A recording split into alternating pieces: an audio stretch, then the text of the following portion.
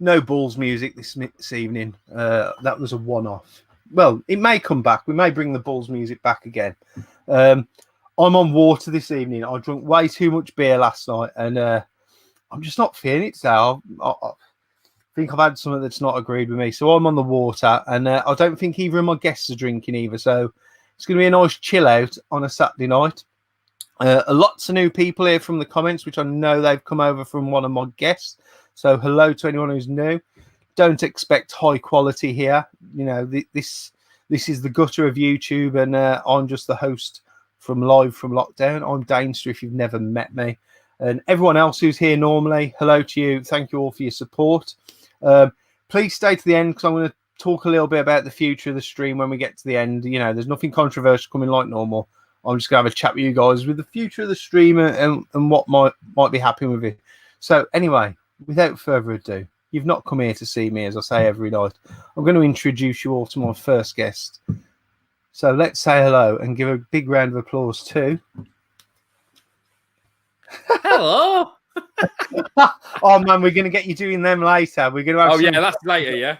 Yeah, there'll be some impressions later. Just introduce yourself to everyone, but I think everyone knows who you are. I'm Kevinwoolford123, as that name.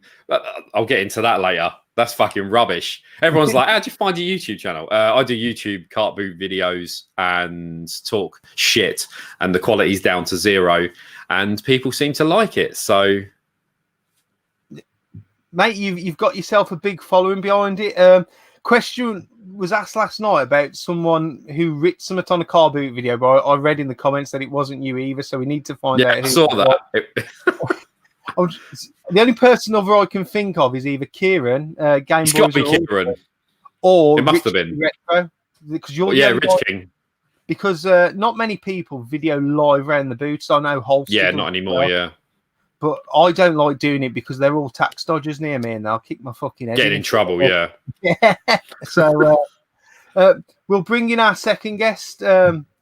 She'll say hello. Magic them in down there. Look. Look. Hello, guys. How are you all? I hope you're all doing well during this difficult time. We're live from lockdown. It's my bad impression of Dana.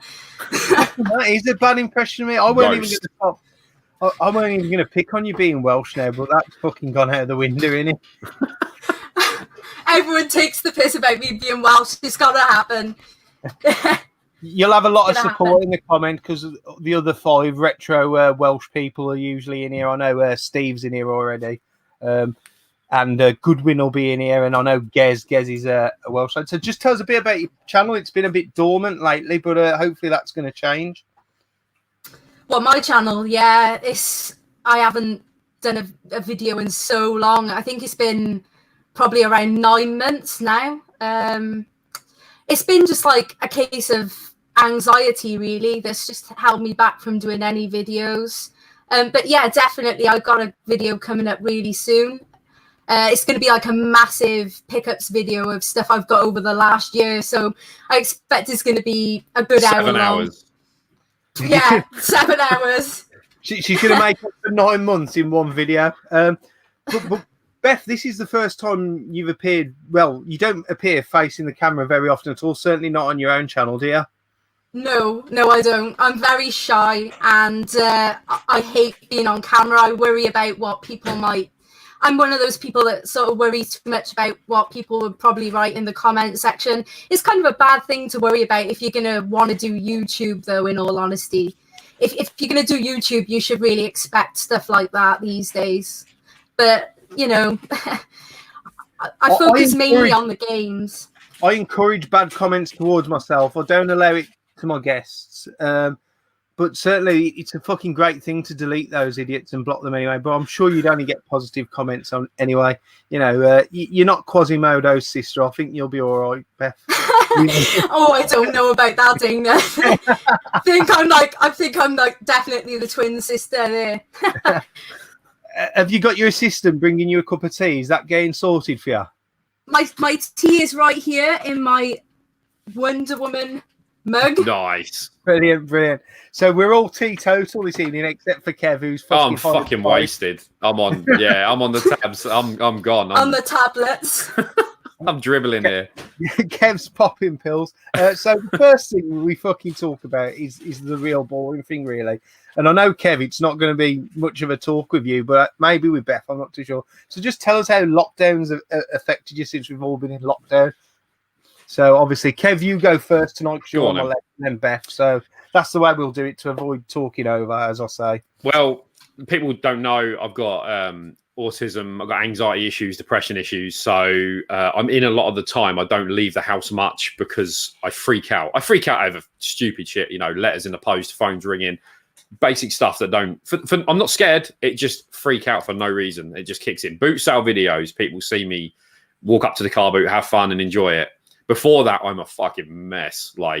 So staying in hasn't affected me much, apart from I do force myself to go out because, if you don't, you just become like a hermit. You don't see anyone. You don't do anything. So I go to meals and stuff. I've worked my way up for doing things, so I can go for a regular meal out, and I'm confident enough to do it. Problem is, when you're in lockdown, you can no longer do that. So you're sort of reverting back to a previous stage of being where stuck you inside. Don't want to be, basically. Yeah, you don't want to be back here because you're moving forward, but then, now you're inside, you can't really do much. I mean, you can still walk the dog and things, but at the same time, going to the supermarket and stuff like that's okay, but it's not like you want to be there every, few days, is it? Supermarket sucks. The supermarket fucking ever. It's horrible. But apart from that, there's not really much else to say. It's I'm just still inside playing games. Just my sleep is really my sleep. I had sort of a set pattern, but now I'm sort of going to bed just when I pass out. And then I'm having 3-4 hours a night max. I'm up till 3 o'clock watching shit films. Oh. And then next thing I know, it's between 6 and 7. My cat's waking me up to go out, man. So my sleep has been non-existent really during lockdown. I think today I slept for 12 hours. 12 hours. I went to bed. I had a headache last night. I was like, I'm going to bed. And then I woke up at 1 o'clock and I was like, I'm going to have some cereal. And then I went back to sleep for the rest of it. I was like, I just feel knackered doing nothing currently. Yeah. And because I normally have a really active job, that I'm getting used to not doing anything. So when I go back, I've got to go and do a job next Friday. I'm going to be blowing out my arse when I went to fetch that paddling pool the other day, man. That knocked me killed you. Yeah, I only walked. It was a 3-mile round trip, a mile and a half there, mile and a half back. Panting when you're walking up the stairs. Well, all downhill as well on the way flipping there. So on the way, it was a real killer. That's why I stopped off at my mate's house and was talking to him for a bit, which was good. So how about you, Beth? How was lockdown affected and changed things for you? To be fair, it's a bit like what Kev said. If you suffer with your mental health, it's a nightmare. It's a case of it's just awful. Just especially being from Wales at the moment, the lockdown is still on here. It's been lifted slightly over in England, but in Wales the situation's still pretty bad. So we're still in lockdown. It's just been awful, all sorts of things happening. As I was explaining to you earlier, just over Facebook, Dana, just one of mine and my close friends, other friend, her mum passed away from corona recently. So it's having a pretty bad effect, to be honest. It's just depressing. It's awful. I can't wait for things to get back to normal. I can't wait to go back to work and just get some normality back in. It's just being home, as great as it is, being a gamer and being home, it would be nice just to get out as well every now and again. I think it's not completely. having that option there is the annoying thing. As you say, Wales is still in lockdown.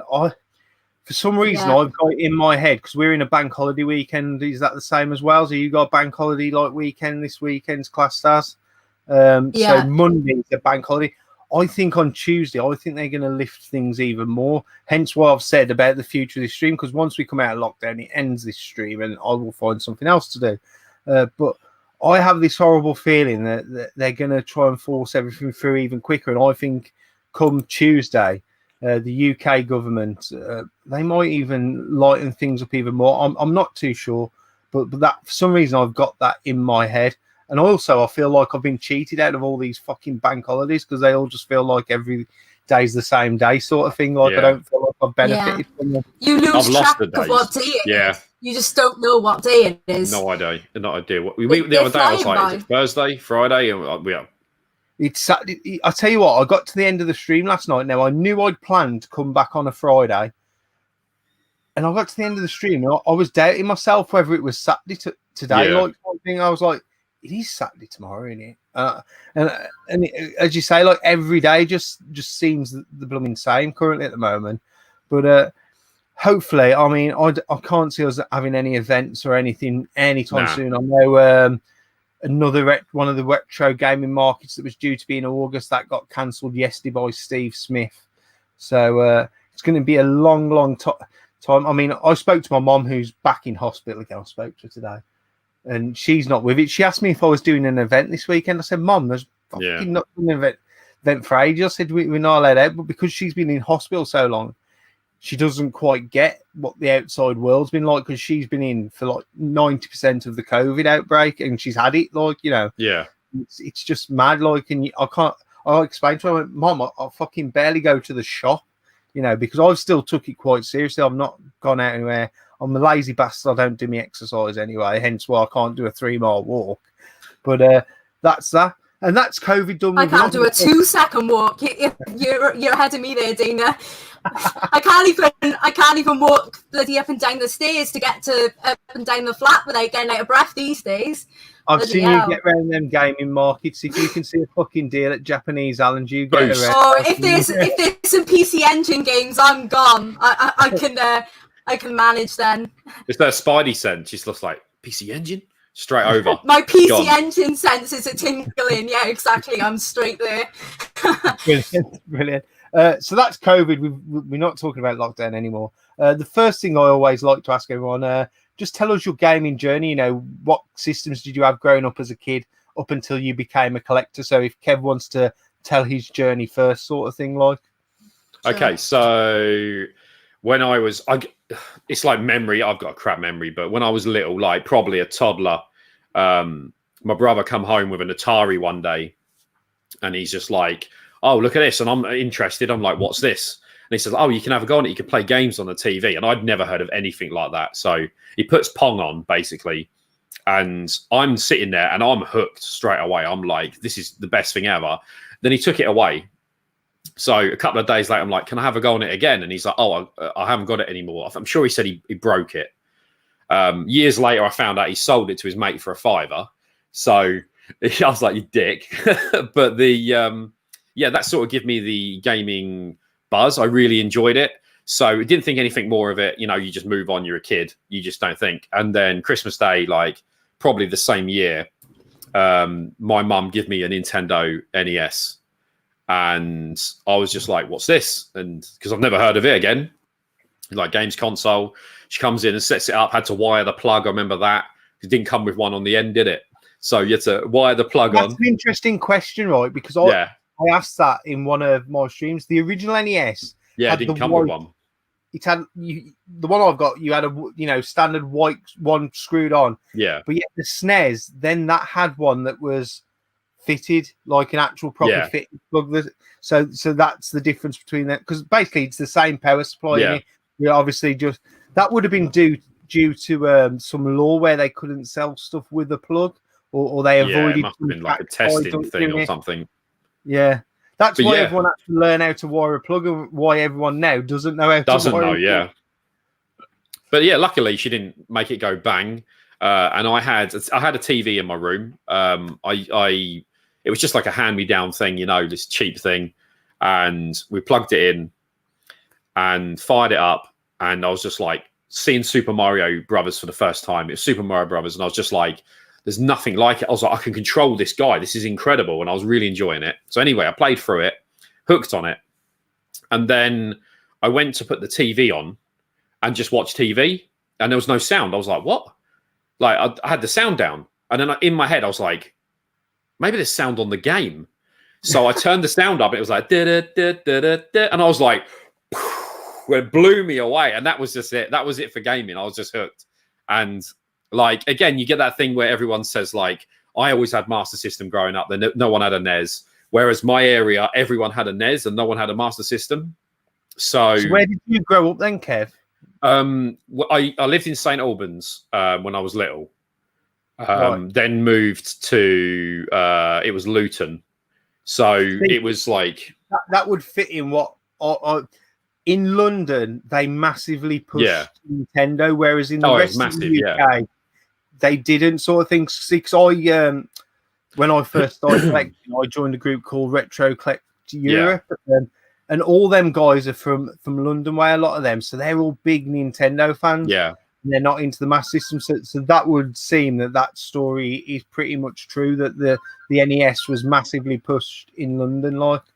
Yeah, so it was just like, I played that. My next door neighbor had a NES, so we used to trade games, and like she was like quite well off, the neighbor. So every time a new game came out, like the only way you could find about games back in the day is either go into a shop and look on the shelves, or have like Nintendo magazine, Club Nintendo.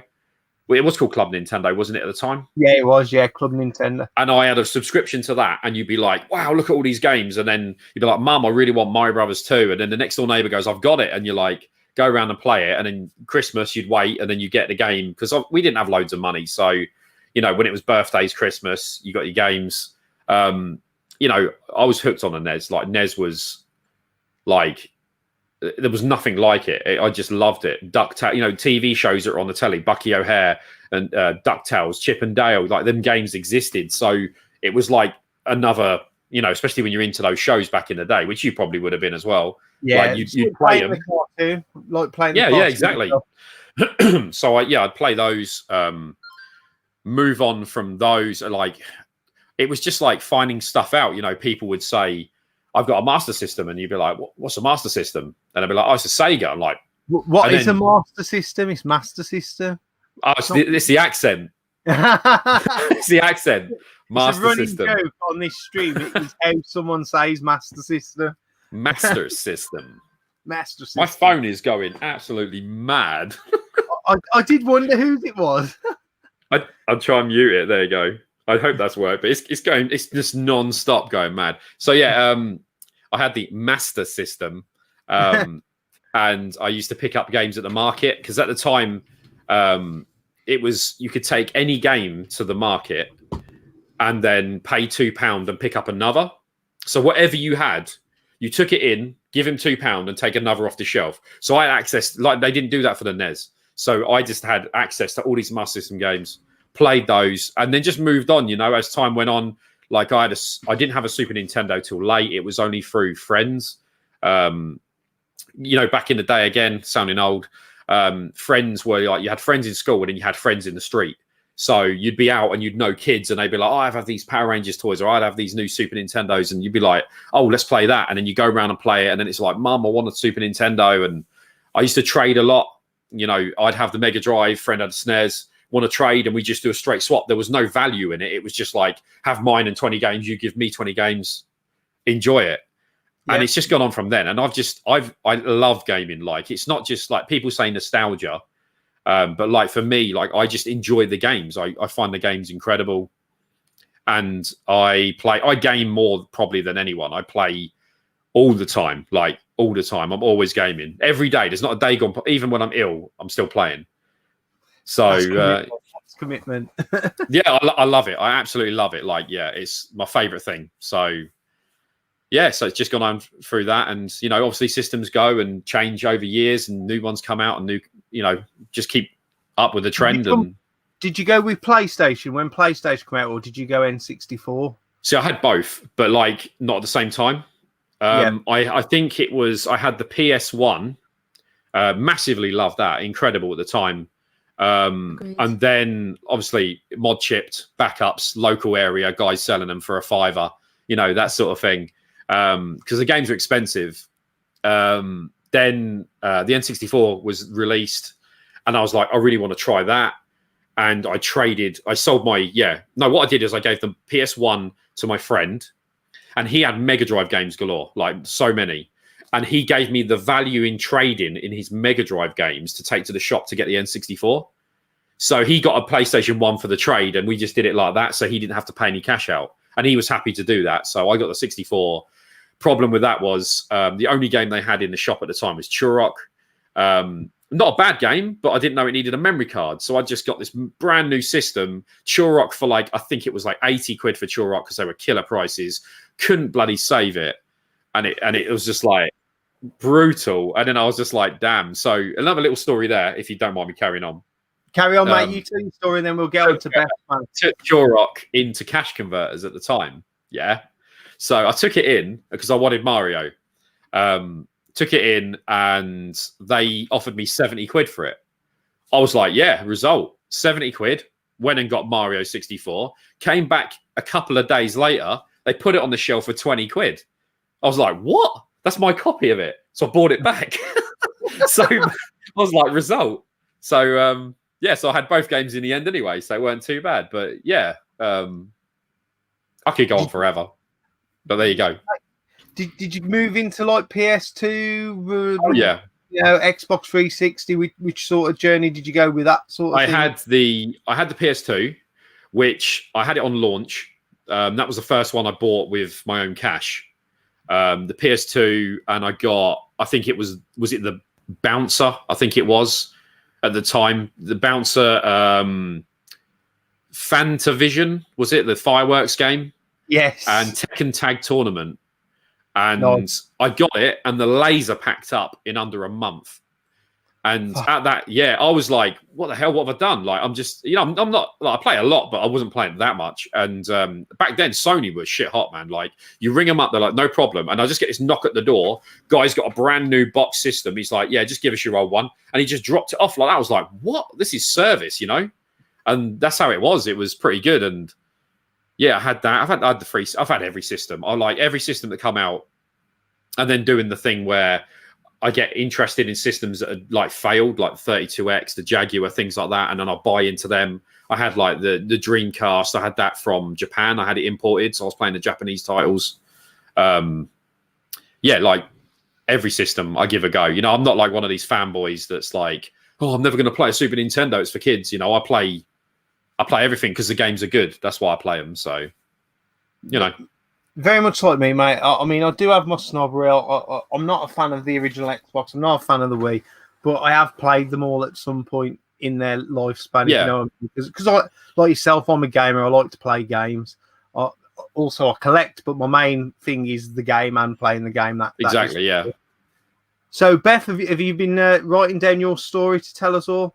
I'm the most unorganized person ever, but I can say it off of the top of my head. It's all good. Okay. Like, Tell us your journey. I'm very unorganized. So, gaming began for me when I was like really little, but it wasn't a games console as such. It was more like a home computer.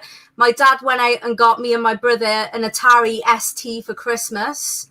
And I can't remember if it's the 520 or 1040 model. I can't remember off the top of my head what model it was.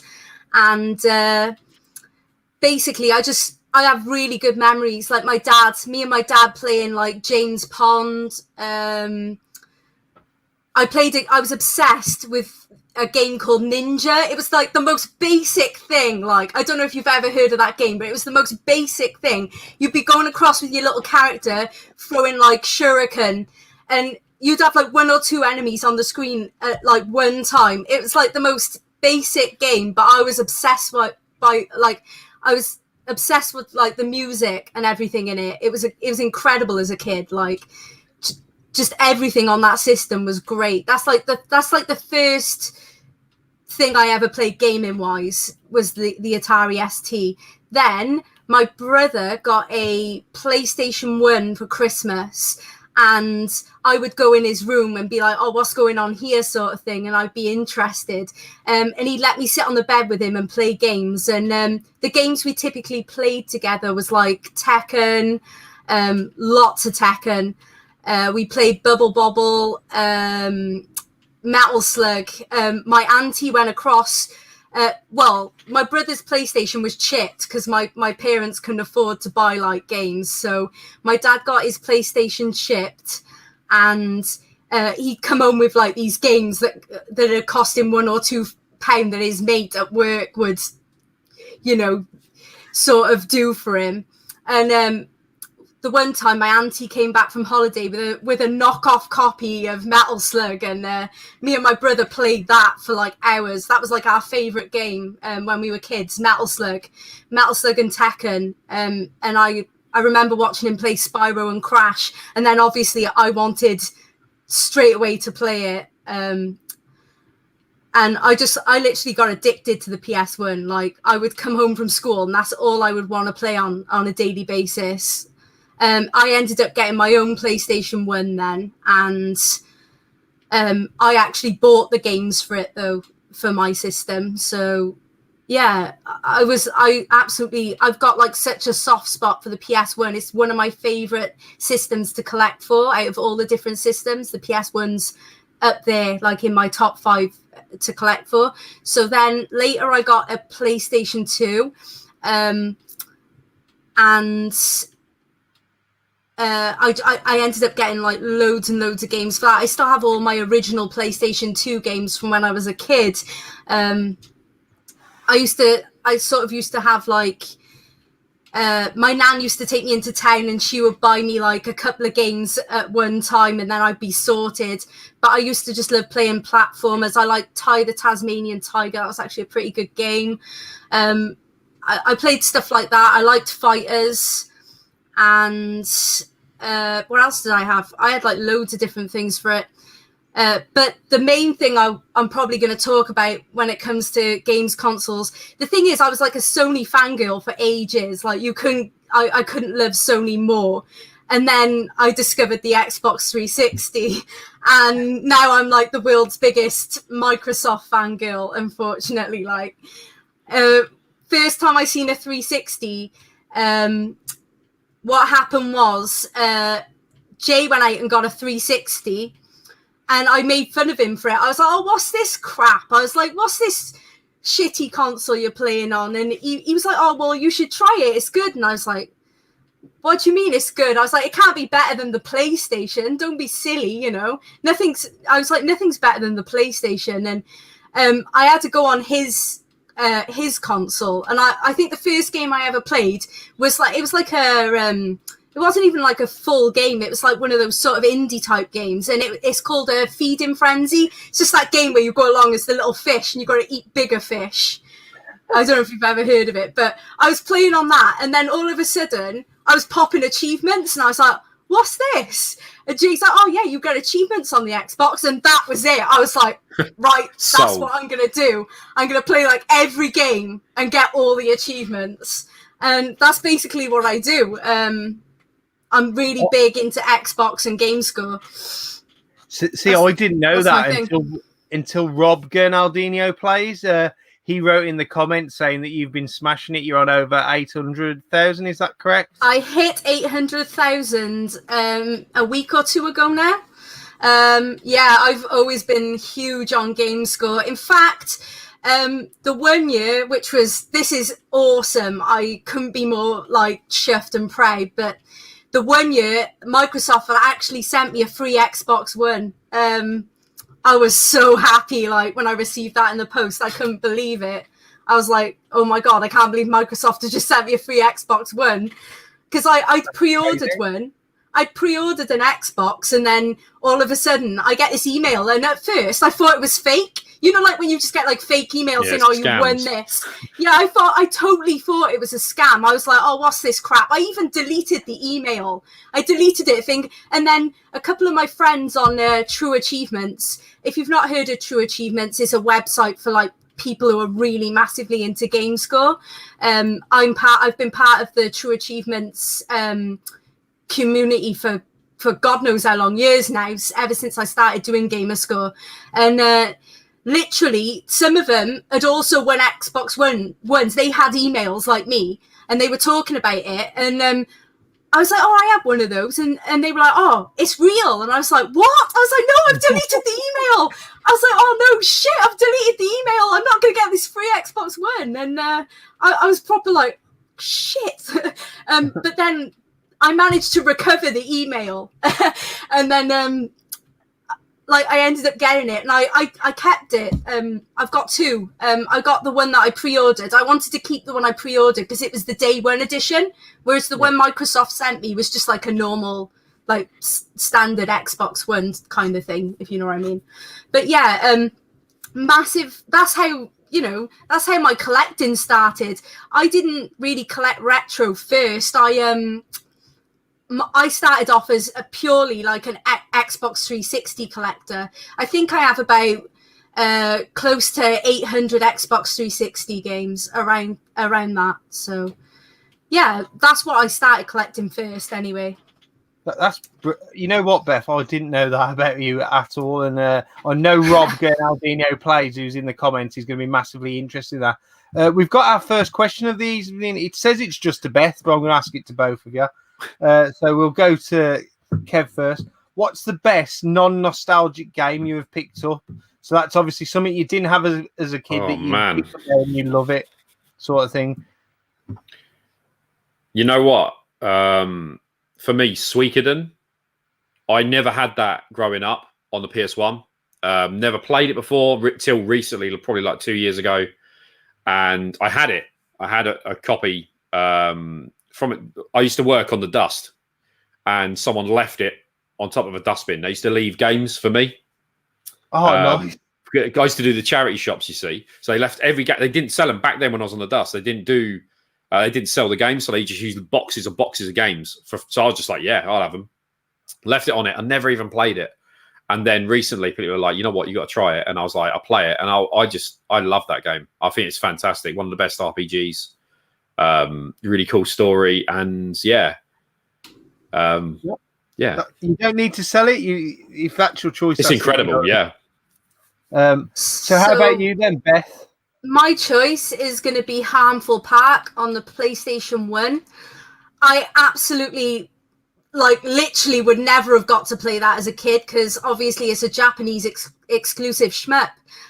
So I never got to play that. And as I've got older, I've really started to have this massive love for import games. I'm sure Kev would agree. It never ends, does it? You just can't go wrong with Japanese exclusive games. They make some fantastic things, and Harmful Park is incredible. Since lockdown's been on, one of the first things I did was take out my. I've actually got a copy of Harmful Park in my collection, but I don't like to play on it because I don't want to.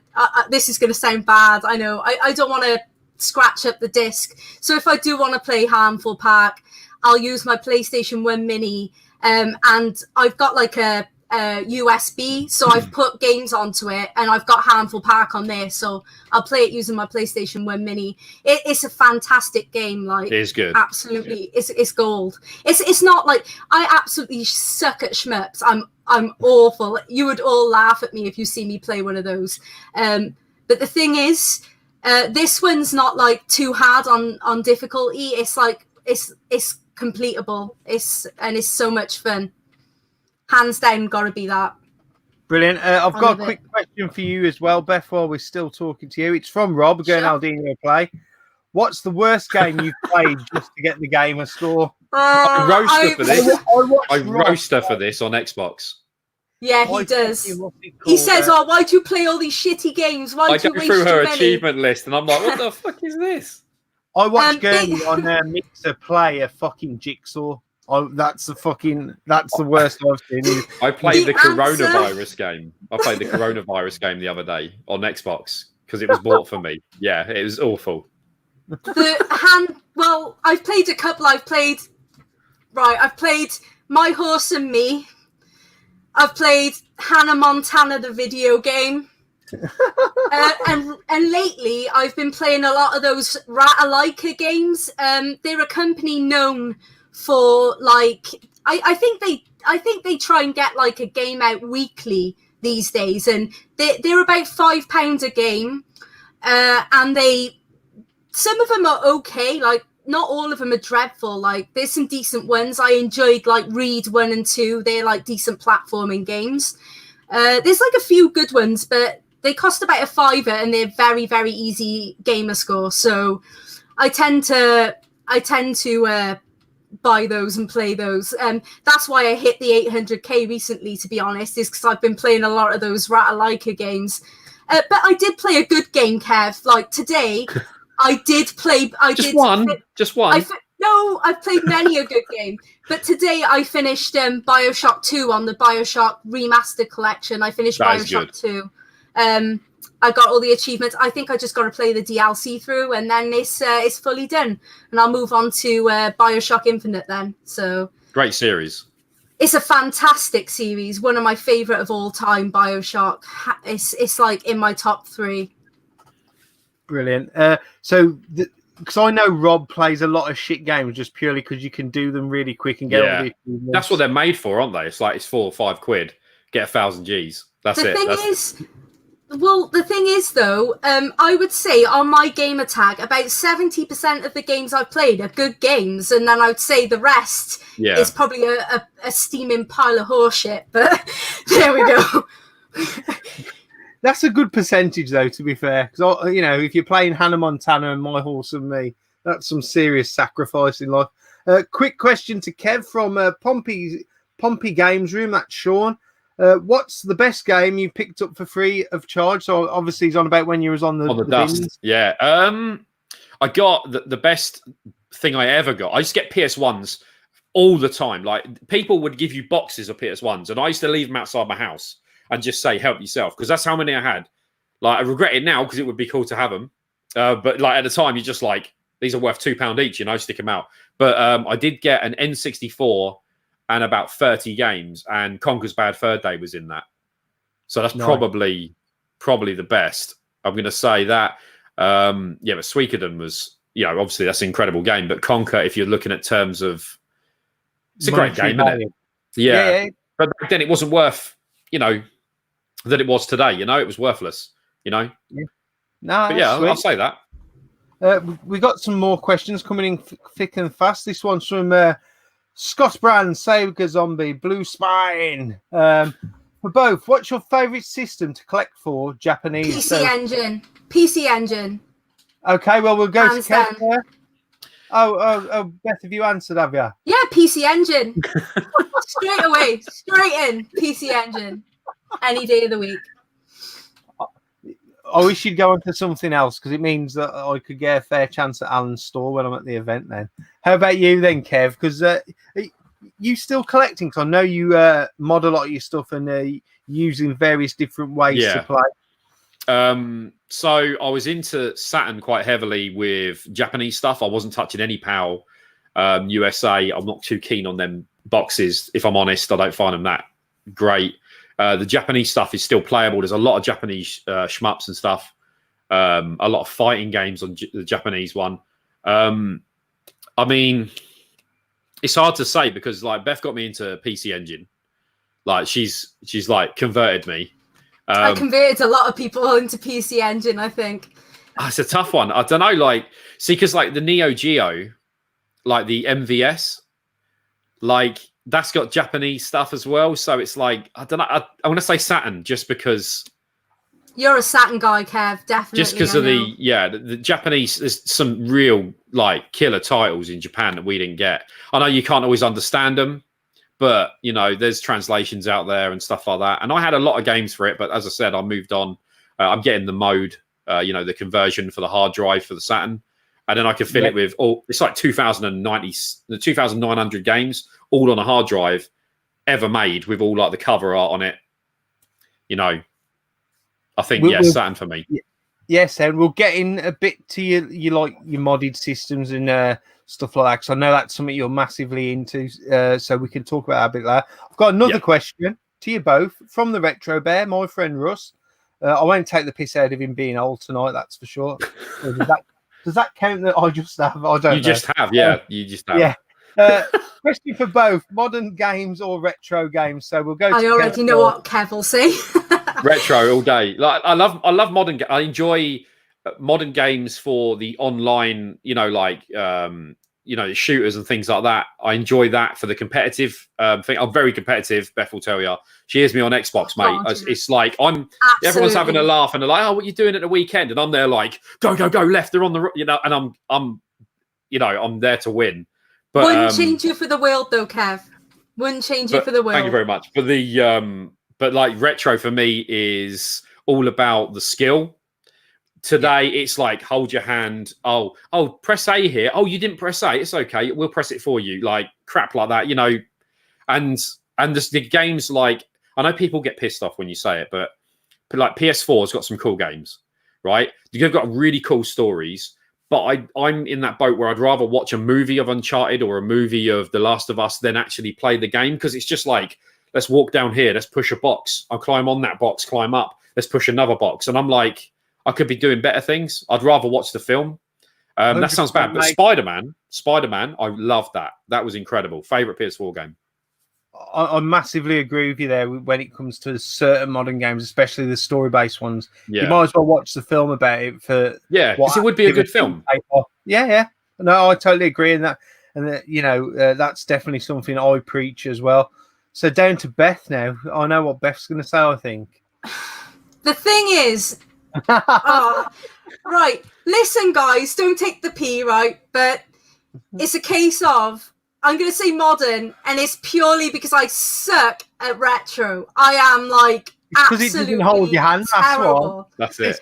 I'm terrible. Put me on a retro game and I die. Put me on a modern game, put me on a 360 game, and then I'm away. To be fair, I do like both, and I collect both, and I really, really do love retro. That's a hard question. I don't know if I can. You've already answered it, Beth. We know. If it's which one do I play more, then it's going to be modern games. But the thing is, I do still love retro. I love both. Brilliant. Quick question for Beth while we got you talking. It's from my mate Ray, the Gaming Vikings. Actually, Ray, why do you call the Gaming Vikings? Because there's only one of you. But anyway, question for Beth. Flip side to the previous question: which is the hardest, or made you work the hardest to get the gamer points off? The Guitar Hero series. They're very, very hard games, and I'm proud to say that I've completed every single one. And it did take time, and it took a lot of practice. I've had to play. I first started playing Guitar Hero when it first came out on the PlayStation 2, and I absolutely begged my nan to have it. I was like, "Nan, can I take 50p? For goodness sake, £50? Yeah, 50p. Yeah." I was like, "Nan, can I take £50 out of my savings tin so I can go and get Guitar Hero?" Because all my friends had it, and I was dying to play it. So she said yes. She wasn't happy, but she gave me the money for it. I got it home and I played it. I was addicted to it. I used to play it for about 8 hours straight after school every single day.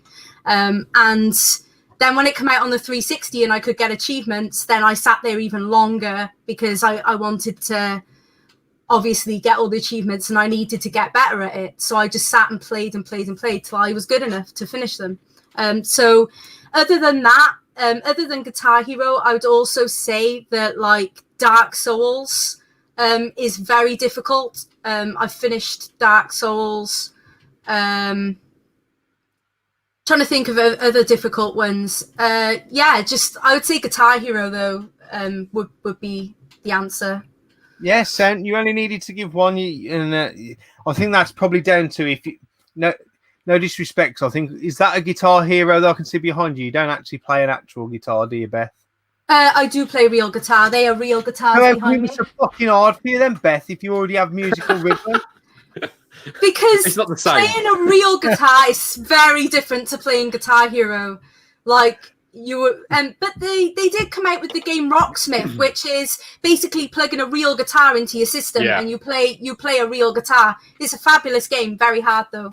I found the cable for that at the car boot and ended up trading it in because I didn't know what it was. It came with a PlayStation 3 and it paid for the bundle.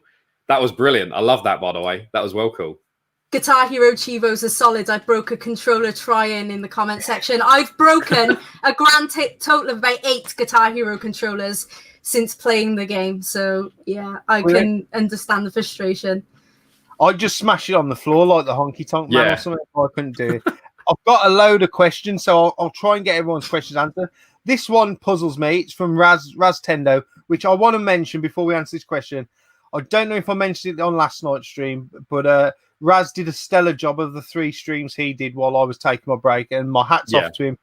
I think he realised it's not probably as easy as it comes, especially if you have someone like me who comes on as a guest who's uncontrollable. But he did a brilliant job, and big respect to you, Raz, for taking that on. That was superb. But I don't know if he thinks you work for Nintendo or anything, Kev, because his question is for Kev. When you fuck me, your English is worse than mine, Raz. Obviously, it's your second language. When do you think Breath of the Wild 2 will hit the stores, 2020 or 2021? I think a lot of things are going to be affected in maybe later. Rather it's all going to be pushed back, yeah. I don't really know. Like, I mean, obviously, I'm looking forward to it. Breath of the Wild was incredible. Like, that sold me. I was on that game all day, every day. Like, I was hooked. If I was in the car, I had it. If I was picking someone up, I had the Switch with me all the time. I don't know. I'd guess 20. If out of those two, 21 because of delays. Everything's delayed. If the Series X and the PS5 come out this year, I'll be surprised. I've said that. I'll be surprised. I mean, it's looking now. A lot of people are going to have missed 3-4 months of work, so there's no way they're going to be able to afford £700 for a system at Christmas time when it's due to release. I think they'd be best off. Plus, there's no real rush anyway. The quality of consoles we've got at the moment with the Xbox.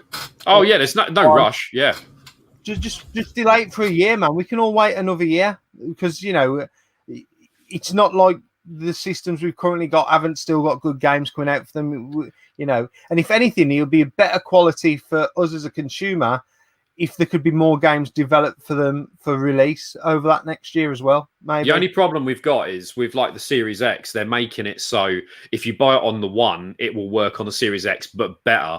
So people are now optimizing it for the Series X.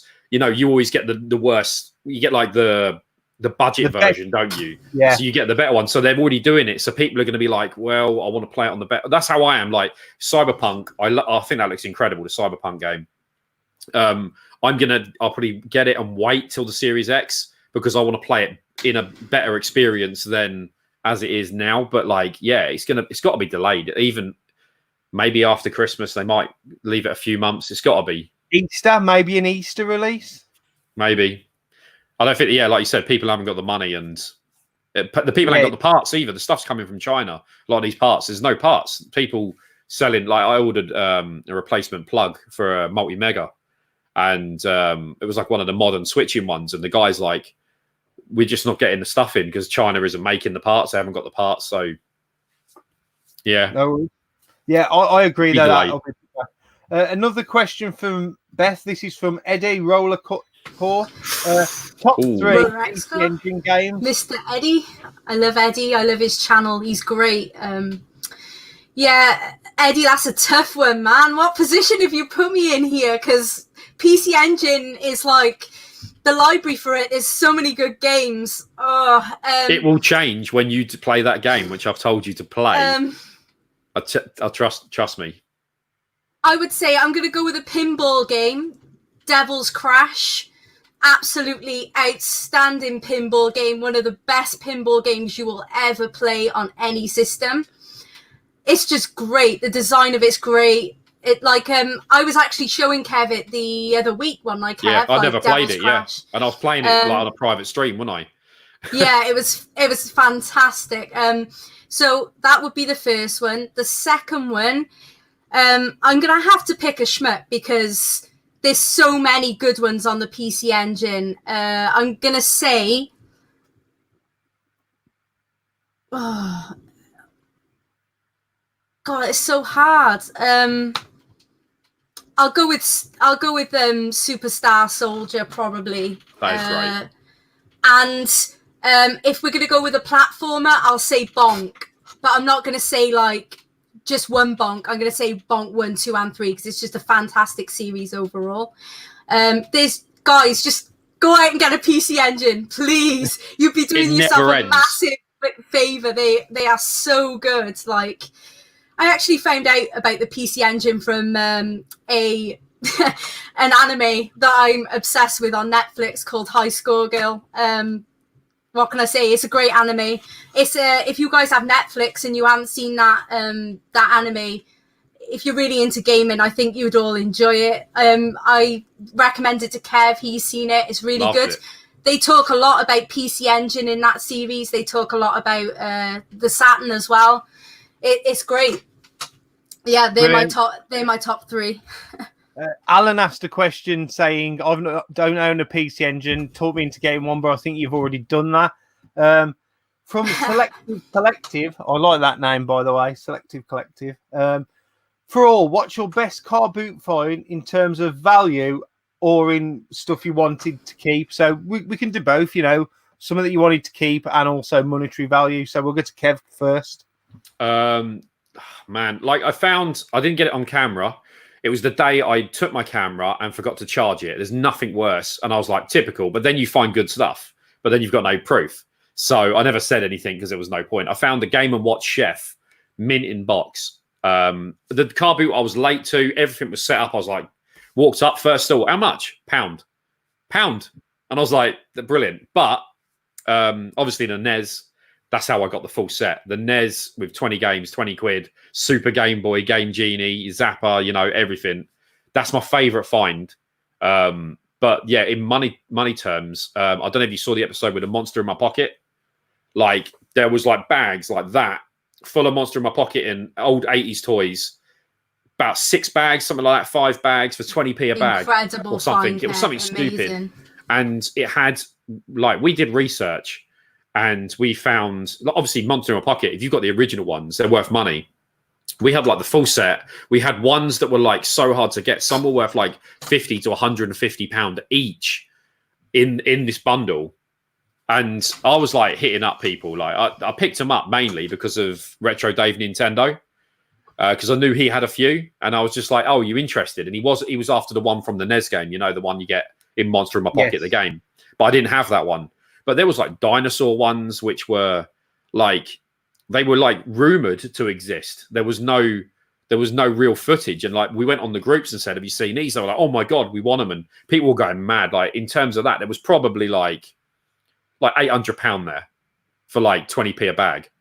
Nice. So in terms of like craziness, like I've still got some. They're under the sofa actually. But yeah, I couldn't give them away though. You offer them to people, and people were just like, "Nah, I'm not bothered." But people on the group, so are going crazy for them.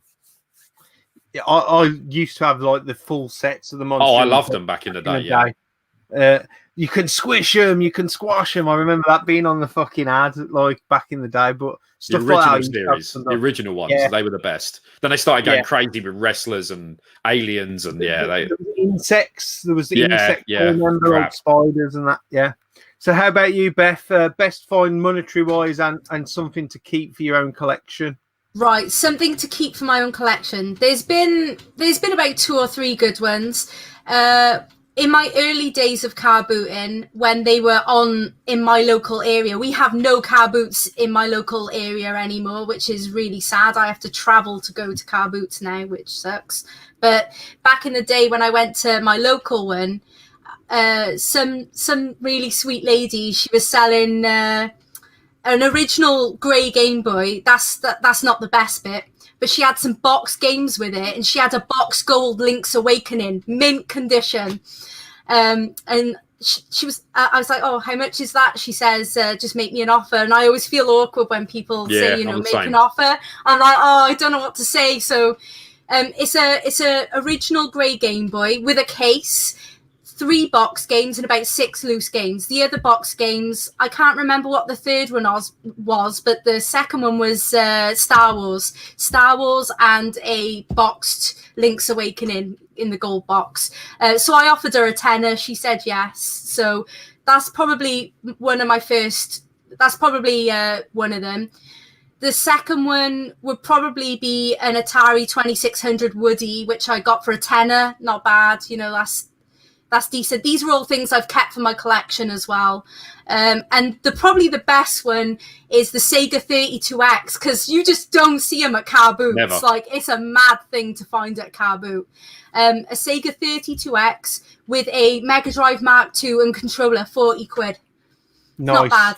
Not bad. I've only ever seen one 32X at a boot sale. It was boxed. The box was faded, and he was underneath someone's arm who just bought it. Man, I was fucking devastated.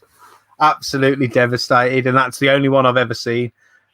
Myself, best monetary value, and it is probably something I've kept. It's not going to be Bucky O'Hare, which everyone's going to be surprised at.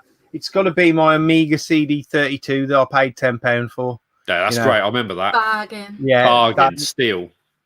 And it had the controller as well, which everyone knows the controller is the ball ache to get hold of. So that would be probably my best monetary value find, and that I've kept for my own collection for sure. Yeah.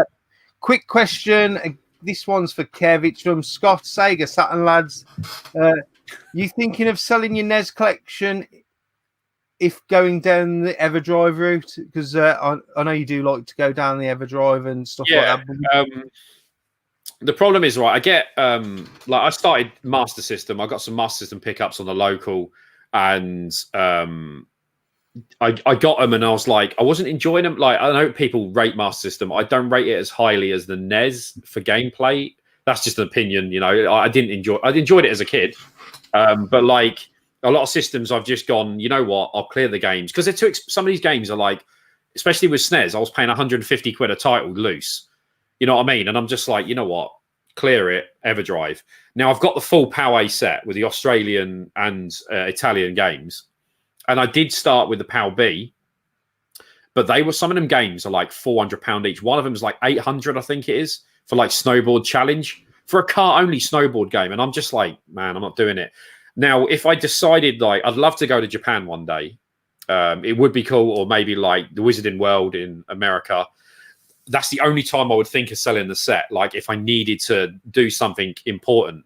But like I said, when you get the full set, you stick them in their little box protectors. They're on the shelf. But if you've got the EverDrive, you just like, well, I could just press A on there and play it instead of getting it off the shelf. And it really makes you lazy, because when you started with them, you're playing them as you're going along. You've got the excitement. You're playing each one. You're like, I've never heard of this game. It's from Italy. Plug it in. Incredible. Love it. Complete it. But when you've got the EverDrive, you've got a long list and you don't appreciate it as much. But at the same time, once you know what games are good, you sort of rely on the EverDrive, which is, EverDrives kill it. They really do kill the buzz of collecting. If I don't know if you think the same way. It's kind of why I avoid. The only thing I'd probably get an EverDrive for, other than obviously translations. And also like, you know, like I've got one like for the Specky, like because it's just not feasible to get all those cassette tapes and the loading. I did the same with the Amstrad. With my actual systems, I try and avoid. I might do it with a PC Engine, just because the PC Engine is so expensive to collect for as well. Which brings us on to our next question, which is Ultimate Retro for Beth, best affordable PC Engine game. So should we put this under 20 quid? Is that a fair price? 20 quid? Right. I would say I did see Eddie comment under that comment saying that an EverDrive's best, and I would agree. Like, if you buy an EverDrive, you got access to the whole PC Engine library and you can play everything. You can even play games that if you were going to buy physical copies for will cost you, you know, £700. Like if you're looking at copies of Magical Chase, if you're looking Corioon, if you're looking at like these games, they are very expensive. So an EverDrive is a good choice, as Eddie recommended. But if I'm gonna like answer the question and recommend some games, if you're not gonna, you know, look at an EverDrive, then I would say Shadowlands a good game, and it's cheap. Genji and the Heike clans is a fantastic. Brutal. She made me get that game, and I nearly lost all my hair from that. I was like, what's going on? I've only played 2 seconds. Enemies are just like attacking every... Oh, you killed me with that, but it's good. Yeah, Ordine is good. That's probably around 20 quid. Kev's played that as well. Brilliant. Good shmup. Good choice for like a cheap game. there's quite a few, like, you know, Street Fighter 2 is a fantastic port on the PC Engine. In fact, I would go as far as to say it's the best port of the game you can get for any system. So Street Fighter 2, definitely. Brilliant. Yeah. I've got Street Fighter 2 actually. Oh, it's great. We've got another question. Man, I've never had so many questions. You guys must be popular tonight because it's certainly not me. It's from Pete Sneztastic. How are you going, Pete? Question for all, so I assume that includes me. I hope it does because I like upsetting people with these sort of questions. What's your least favourite console and why? We'll go to Kev first. I don't know. Would you class the 32X as a console, or because I'd say it was an add-on? Yeah, it's more of an add-on. But... So for me, it would be the Jaguar. I had one. I remember seeing it. I'm one of those. When I was a kid, I would see stuff that was not so popular and go, "Well, I want to give it a go." And I went into the shop and paid 20 quid for a box unit, and got it with, man, what was that game? Cyber something? Is it that crappy flying game? Yeah, I don't remember it that much. It's the head that pops up and tells you. Yeah, flying shit. I had that, and I think I had Cybermorph. Is it Cybermorph? Yeah, that's the one. Yeah, I had that. I had a few games for it. I think Alien versus Predator, which is decent enough. It was all right. But the controller's disgusting, man. Like, you cannot say that control's good. The D-pad's horrible. Buttons feel horrible. The stupid keypad at the bottom, like, with overlays that are always missing the overlay, so you didn't know what you're pressing. And it just, I really wanted to like it, but it felt so cheap and tacky. And even the intro, and then the little flipping Jaguar roaring, and I'm like, that for me, I don't know. I couldn't ever, if I found one at the boot sale, I'd sell it. I couldn't. I'd trade it in. Gone. I can't stand it. I can't. That's my worst for me. I definitely have to stick up for the Atari Jaguar. Sorry, Kev, but I quite like the Atari Jaguar because it's got Tempest, and Tempest is a great game, especially on it's the cool. Jaguar. It's a wicked game on the Jaguar. It's on other systems, though. Yeah, true, but I don't know. I like the Jaguar. Mine's going to be the most unpopular opinion ever now, and everyone's going to attack me for this. My least favourite console is the Dreamcast. What? Yeah, the Okay, Dreamcast. guys, stream's over. I'm off. I'll see you later. I'll get Sorry.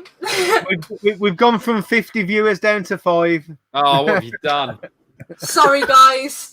If you It's like the okay. Dreamcast, I'm very sorry. It's okay as long as you tell us why. Yeah. This has got to be good now. Come on, why? I just don't like it, man. Like, there's not even a real reason. It's just, I could Have you just, like, Power Stone? never... What? Have you played Power Stone? Yeah, Power Stone's great. I do love the Power Stone games. Crazy but... Taxi? Sonic Adventure? Yeah, okay, the games are Cop. good. It's just, I guess it's just like the system. Like, you mentioned about the controller on the Jaguar. Oh, the controller, the like, D-pad. The I D-pad don't on like that the thing is controller just for a the- mess. I don't like the controller for the Dreamcast. I think the layout's nice, just the D-pad on the Dreamcast. You try to play a fighting game. Someone terrible. in the comment section's agreeing with me, so it's not just me that thinks that the Dreamcast sucks. Was it one person? But they did say they like Jaguar as well, so... Yeah, there was... Yeah, Stu So he's called like, you- no, Jaguar's the best. Everyone's unsubscribing to me now. They hate me now. I've said that. Probably worse. Everyone I'm being now honest. I'm is being betting honest. is betting on 2 systems to come out my mouth now because they know which 2 I'm systems. just being honest. Don't shoot me. It's all good. I hate the Wii. I hate the Wii.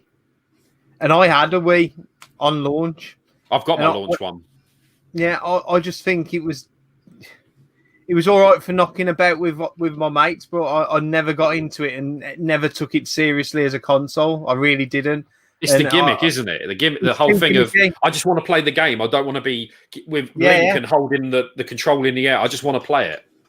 And I said the thing that was its standout was that Wiimote is the thing that's I think in not making it age well. If I could just play it like with my GameCube controller or the Wii Pro controller, if I'd have discovered them back in the day when I had it, maybe I'd have had a little bit more. And a lot of the time, the fucking was it Wee Me or something? The character you created, the fucking graphics, that thing used to piss me off. So yeah, the way Russ Retro Bears just unsubscribed for me, but I'll cope. Another question. It's from my friend Darren McGowan. A question for both. Have you found something amazing at the boot sale but wasn't able to pick it up because you had spent all your money? That happened a lot. We'll have that, Kev. So the best item then that's happened to you on maybe? I've had items where I've seen someone else pick stuff up. I saw a guy get a boxed N64 with like 10 games for like £10. And I've seen that and gone, oh, killer. But then I've seen there was a stall. Probably won't remember the episode. If anyone who's watching seen it, there was this basically one stall that had everything you could ever want gaming, non-stop everywhere. And he had a bucket of Xbox original games, and they were all sealed. Well, most of them were sealed. And I had 50 quid. That's all I had. And I was like, oh, will you take this? Will you take that? I'm getting it down to like what I'm left over. I'm like, oh, okay. Would you bundle it to 50 quid? And I got a lot of great stuff from him. But seeing all the sealed Xbox original games, especially knowing I've forgotten the guy's name who collects them. Phil, is it? Who's the guy who's got a full Xbox original set that's all sealed? I don't know. I can't remember his name. I'm terrible for names, but he was like, someone will tell us in the comments. I'll keep. Yeah, he messaged me and he was like, mate, you should have picked him up. And I was like, I run out of cash, but I wish I'd got him for him because he was going for the set and there was more. It just never ending. You've got to sort of go, well, this is best and go for it. And yeah, Xbox original game sealed. He said there's Al with Xbox's poo. It's sealed games, man, for £1. You don't see them often, do you? So no, I'll agree there. But I agree with you both, actually. Xbox is poo, but sealed games are nice to find as well. So how about you, Beth? That's never happened to me because I tend to take about 60 to 70 quid at a booter at a time. So I don't think I've ever run out. Like, and if it has happened to me once. There you go. It's just popped into my head. Basically, I was going around the booter, went up to some guy that was just unpacking, and I just, I don't like to pester people when they're unpacking. Yeah, I think it's a bit mean, but I've got a lot of competition at my car boot, so I do try and ask, but I try and be as polite as I possibly can. So I basically say to the guy, have you got any have you got any games or anything like that? And he says yes. So he pulls out a boxed original Game Boy, all more or less complete. I think it was missing the earphones, but it had the link cable and everything else. The Game Boy was in nice condition. It had the copy of Tetris and all in there. And he also pulled out a Donkey Kong Game & Watch, and there was a boxed Master System. I think it was Alter Beast one, and he also pulled out a sealed 80s Mario watch, and I was like, I literally have 50 quid on me, and I was like, how much do you want for everything? And he says he wanted like 50 quid for the boxed Game Boy, he wanted like 50 quid for the boxed Master System, I think he wanted like 40 odd pound for the watch, and I was like, he was asking reasonable prices. That's too expensive for me, Beth, at a boot sale. Yeah, it's expensive. It's expensive at a booter, but if you're like looking at maybe the prices some of that stuff goes for on eBay, it's decent prices. Like a box Game Boy, I want to say is like, I don't know, 70, maybe £100 boxed. So I thought 50 wasn't too bad. I always think you're taking the extra risk from the boot sale, though, because it could be busted. Working. Yeah, that's a fair point. Definitely. What I ended up doing in that situation is I had to make a choice as to which item I was going to get with the 50 quid, and I went with the boxed Game Boy. Out of all that lot of stuff, I went with the boxed Game Boy because I wanted one for my collection. But yeah, it's that's the only time it's ever happened to me where there's been like loads of stuff and I've just not had the money on me to sort of grab everything. I've never had it happen to me because like I do go quite wedged up.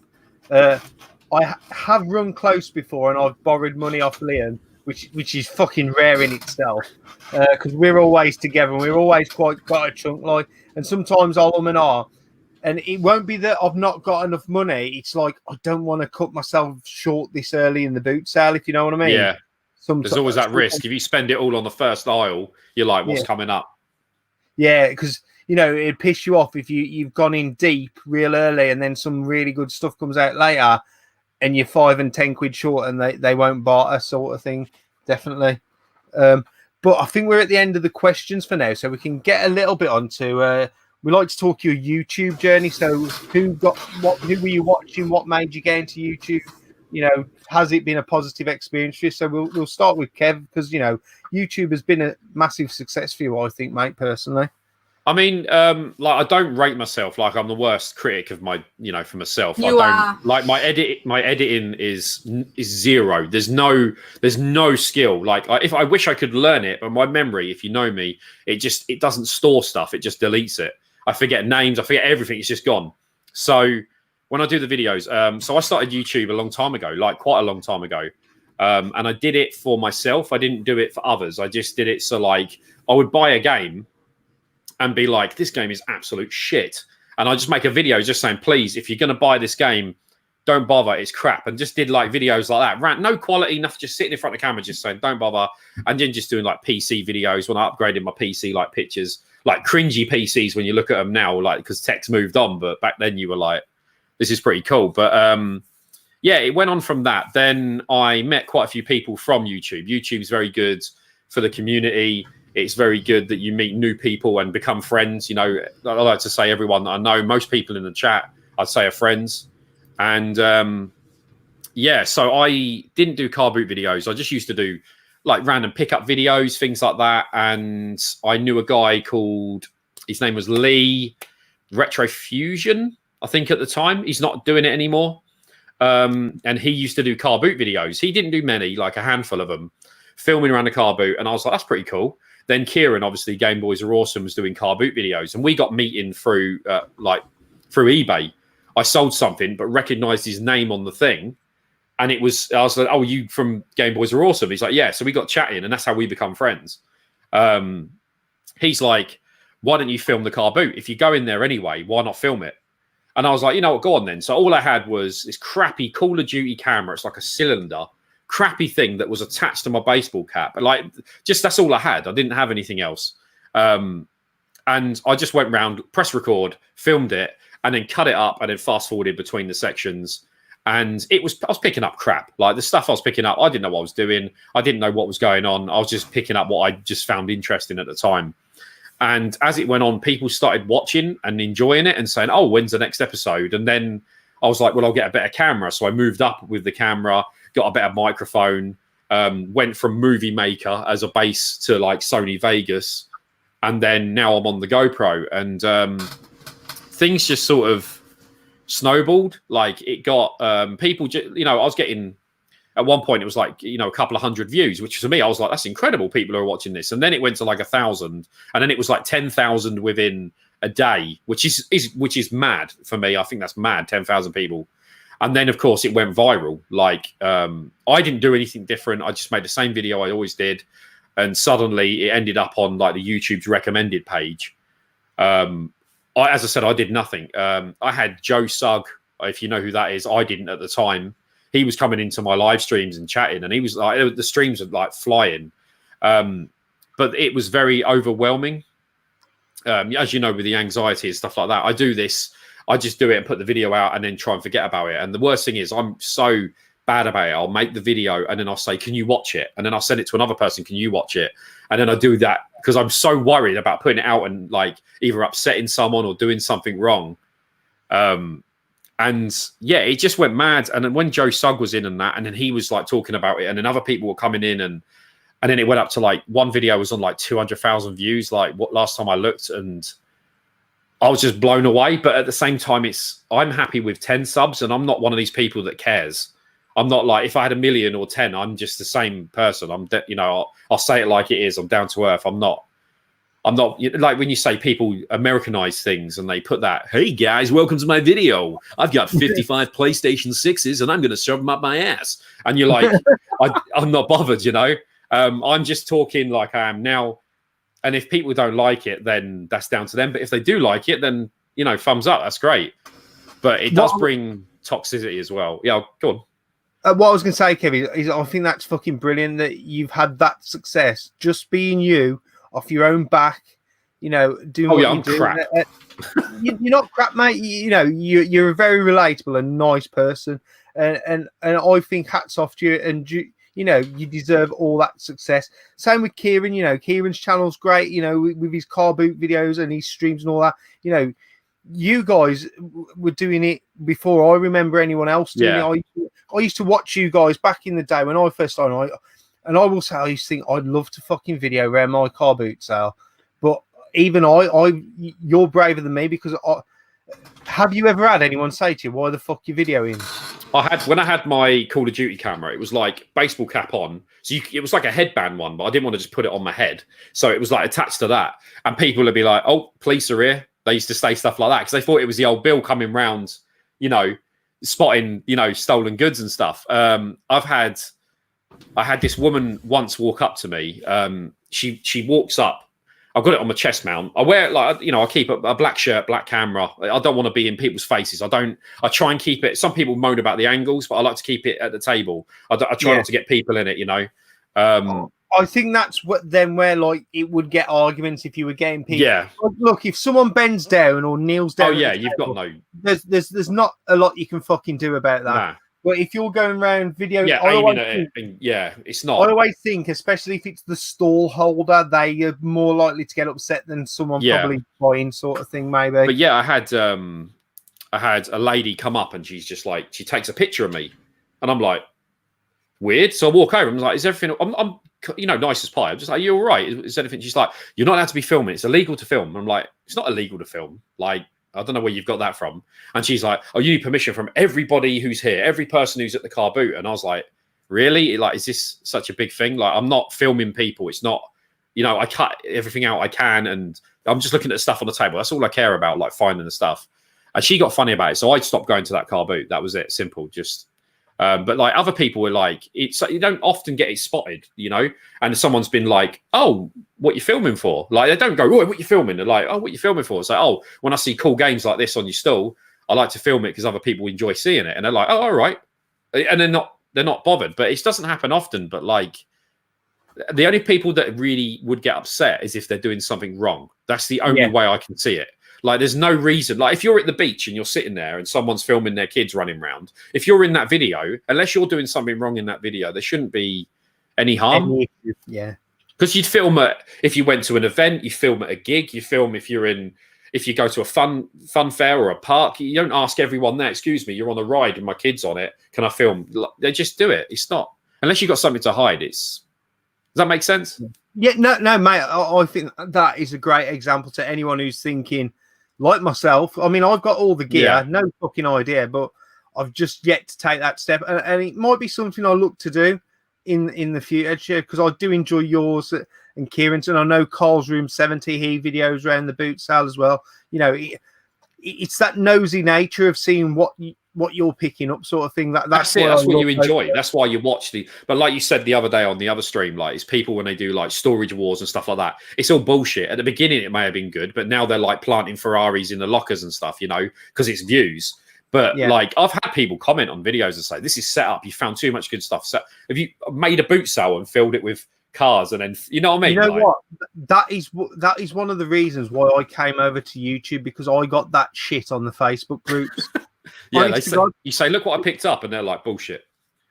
So I was like, yeah, mate, what I've done is I've drove like fucking 45 minutes to an hour to this car boot sale with a car already full of stuff. Yeah, to take a picture. Yeah.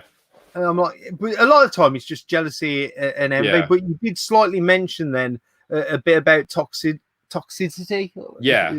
On YouTube. Just want to go over that, because I don't like to just cover the positives. Yeah, of course. There's like, so I've met a lot of people on YouTube, like, as I said, who I can class as true friends.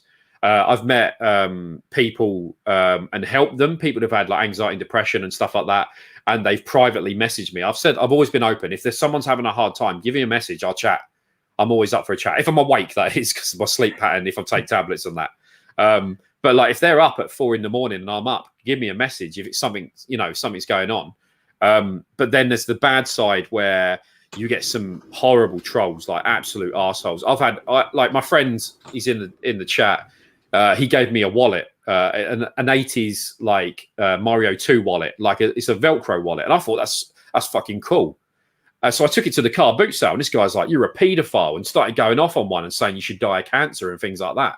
Like, fucking hell. You know and I try and kill people with kindness. So if someone goes, I've had it where people go all in and say the nastiest stuff, and I try and say, "Are you okay? Do you sound like you're struggling at the moment? Is it because of lockdown or stuff?" And chat to them, and usually they just flip and they're back to like, "I'm so sorry, I don't normally say stuff like that," and then they become like a regular that's nice. So it does work, but sometimes people are just taking out their insecurities and they're horrible. Like I've had stuff said about me. I've had like stuff said about people in the video, people who've been with me.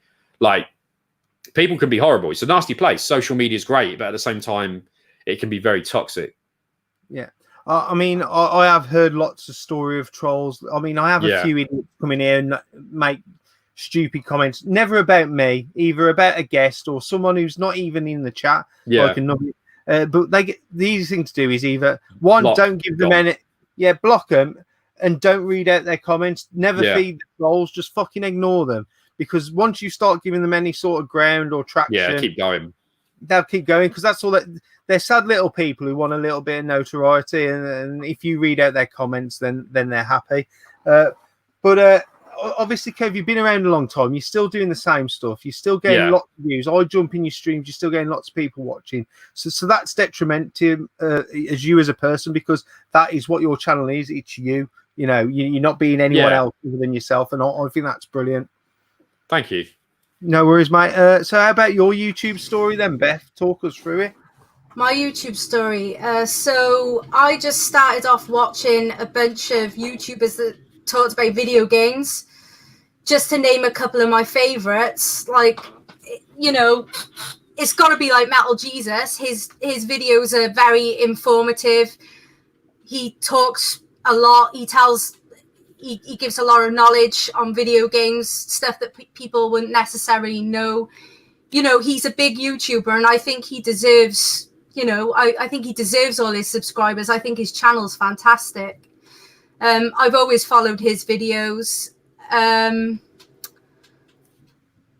Also, Happy Console Gamer. I think his channel's great as well. He's another popular YouTuber, but he's fantastic. He's very into PC Engine games as well, which is mainly why I like his channel. He covers a lot of PC Engine stuff. And obviously, Kev and Kieran, like, they're like... How much did they pay you to say that? That was 5 PC Engine games. But don't lie, 10. Everyone will want them now. Kieran's Tamagotchi collection. Basically, like, I started off, my main videos were Xbox related, and then I sort of found I sort of did car boots before I even followed Kevin Kieran. And it was just like one day I thought to myself, like, I wonder if anyone else sort of goes around the car boot and looks for video games. So I look on YouTube, and first off, I found Kieran. I actually found Kieran first. And then I found Kev afterwards through Kieran's videos. And, like, I absolutely love their videos. Like, I've always, like, from... maybe near enough when they first started their channels, you have that like little section on your channel where you can like recommend channels that you like. Well, for as long as I can remember, I've had Kieran and Kevin there because I love their channels so much. Am I in there? You aren't. I think you aren't. I'm so. See it, mate. Oh, I'm sorry. Look how red I've gone. I'm really like fucking like Beth, shit. Beth, I'm only joking. I would put you in there, Dana, of course. Well, I don't even know how to. I don't even know how to. I don't know how to do it. I didn't know it existed. I know it existed, right, but I don't know how to do it. Well, to be fair, the people in there are Kev, Kieran, Metal Jesus, Happy Console Gamer. Yeah. And then And then Tooty's in there. I've always had Tooty in there. Shit, that bloke, he's everywhere. Yeah. So, did you used to do your car boot pickups spread out across your bed? I always remember your videos. Yes, I did. Yeah. The thing is, I live in an absolutely tiny flat. Like, most of your guests, they'll be on your show and they'll have the background as all their game collections, like you, Dana, and obviously you can see Kev's NES full set. But in my background, what you will see, guys, is a ton of boxes. Because right now my games aren't displayed. They're in storage. I have not got the room right now to display any of my games, which, you know, it sucks. Like, I'd love to have them all on display, but I'm in that situation where, like, you know, in future, maybe I will do my pickups video here at the computer. I'll probably try and make the effort to be in my videos maybe in future. It's been nice today because, like, I've noticed that the comments are nothing but positive, and that really, really helps my self-confidence. So possibly in the future, you might see me doing my pickups videos, hopefully. I know your assistant will be glad he doesn't have to hold the camera then as well while you're talking. The thing is, in the recent videos, it's been me filming it. That's why I've had to go back and refilm it, because it's come out all bloody wrong. And if any of you watch my Christmas pickups video, like ages ago, it all come out where the sides were missing and everything, and I still uploaded it, and I was like, sorry about the crap quality, guys. Don't expect to come on my channel, guys, and have the best quality, because the quality of my content sucks. You know, I'm just, you know, what I would say is, putting it out there. Is 90% of the people who are this side of me in the comments here, they're here for the person behind the channel. Not so much the content. That they're here for that person and their stories that they tell and their journey and the stuff they find. And I've got the personality of a goldfish, though. You know, like that's probably why. That's probably why. Beth, you know, what I will say is, if this is the first time you've appeared on camera and talking to people, it is. It's the first time I've ever been on a camera speaking to, you know, everybody. As I said, I'm like dead shy. I'm worried about what people will think about my appearance. That's like a massive one, because I'm very self-conscious. So I don't know. I've just always been like really like fearful of going on a camera. And, you know, like my channel's about gaming and I show the games, you know, like I don't want it to be all about me. I want it to be about, you know, the games and what I'm talking about. What I'd say is it can definitely be a happy medium, and we, not saying every video, but every now and then I think we'd like to see her. And we do a little thing on this stream here where I say something and the guys in the comments put a 1 if they agree with me. So if you agree that Beth should appear in her videos going forward, just drop us a little 1 in the comment while we move on to the next question. So you'll probably watch that, and it's just going to fly. Hopefully. Question from Sega Saturn lad. How much do you normally take to the booter? I'll go last. So Beth, you went first. 60, 70. Yeah, you said that. Yeah. Usually, like 50 for me. The missus brings some, and sometimes her sister comes as long, so it's like back up. You know, so it's like, oh yeah, have you got a tenner, or you know? So I would take more. I just don't have it. This is where I'm in a different situation to you guys, because I buy and sell at the events. Yeah. So I get what I class as play money. Like, you'll see it occasionally in the background. This is my little tin that it's got my, like, here I've got a bag out of it, like with me 50p's, like for my boot sales and that. So, like, because I need to buy stock sometimes as well as just stuff. I usually take a couple of £100, but that's not money that I've earned. I have earned because I've bought and sold for it. But if you imagine, when I first started buying, I used to take £100. So then when I started doing the events, like, I'd make X amount. So then I increase that amount that I'd take. It never ends. You can just keep going and using that as a funding source. Yeah, it's great. If it comes to the situation where that tin was empty and I bought stuff that I wanted with it and that tin was empty and I had to withdraw the money from my bank, My limit's 100 quid. I'll take 100 quid. If I'm taking my play money, I'll take 200 quid, and I'll have some loose change in my pocket because I normally have to pay to get on and stuff like that. So that's Scott's question answer. Now I'm going to have to scroll down here because I imagine there's loads of ones. Loads of ones. Just in case I miss anyone's question, because I do like to try and get to everyone's questions, and there's been a lot tonight. If it's a shit one, I don't read it out like. So usually Razzies don't get read out very often. he's the king of shit questions. I don't think I've missed anyone. There's a lot of ones, Beth. So some more positivity and love from the community there. It's great. Thank you, guys. Thank you for popping in, Ed, who was on last night. I won't forget to plug your live stream tomorrow. Absolute ton of ones. Everyone loves you, Beth. So that's what everyone is saying. Hang on. Fuck it. It's all right. I'll just clock someone who's from Leeds near me, Richard Henry. Good guy, Big Rich. I've been to the boot sales with Rich. I've seen him at many. His hands are like fucking shovels, man. But good guy, Rich, man. And we have a good laugh when we see each other at the booters. And hopefully them days will come again. Question for Dana. Question for Dana. Is he... You know what? That is the easiest question for me to answer. The whole idea of doing any plastering, even when I have to do it as a job, never appeals to me. And I do like that featured brickwork, actually. I do like the arch of the brick. I think it's quite cool. Mate, so it's awful. Like, it's not plastered all the way. Just this wall here, all the way to the top. And then the ceiling, like, we've got no, like, ceiling. It just goes straight to the tiles. So it just goes straight up, which is awful in the summer because it's still hot. And in the winter, it's bloody freezing. So you can't win. But yeah, if you want to come and plaster it, go for it.